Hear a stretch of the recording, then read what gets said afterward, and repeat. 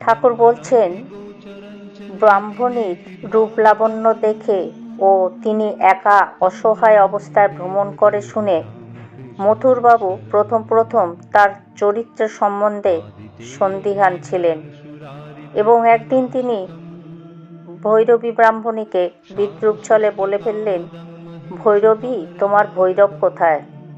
ব্রাহ্মণী তখন মা কালীকে দর্শন করে কালী মন্দির থেকে বের হচ্ছিলেন।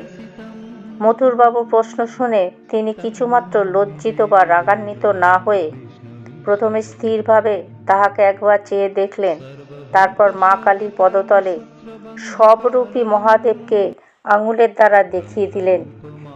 উত্তরে বললেন মথুরবাবু, ও ভৈরব তো অচল।